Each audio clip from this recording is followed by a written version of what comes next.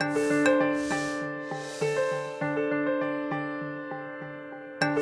United States is set for a prolonged period of competition with Russia, but especially China.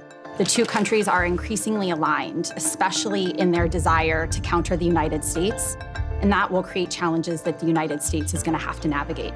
The Russia-China partnership is most problematic in the areas in which it amplifies the challenge that China poses to the United States, particularly in two domains, democracy and human rights, and in the defense realm. China and Russia are aligned in weakening and interfering in democracies around the world, and they're also bolstering autocrats, providing them the training and the technology to better muzzle their own citizens. At the same time, at the international level, they are weakening human rights protections and also proposing new norms in emerging areas such as internet sovereignty and cyber.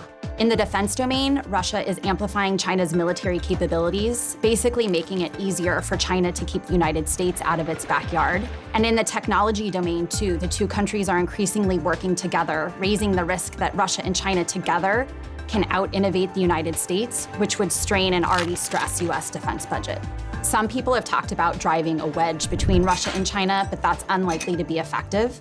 Instead, over the longer term, Washington needs to think about how it can change Russia's calculus such that it views some cooperation with the United States not just as possible, but also preferable to its growing subservience to Beijing. So the United States needs to respond to the China-Russia partnership in a few key ways. The first is by monitoring and preparing for the relationship. This includes better intelligence sharing, wargaming, and we also need to be taking advantage of the fissures that exist between China and Russia going forward. At the same time, we need to be creating headwinds against the China-Russia entente, and that includes working with our allies and partners, bolstering our democracy and bolstering the resilience of democracies around the world. The increasing cooperation between Russia and China is a challenge, but it's not an insurmountable one.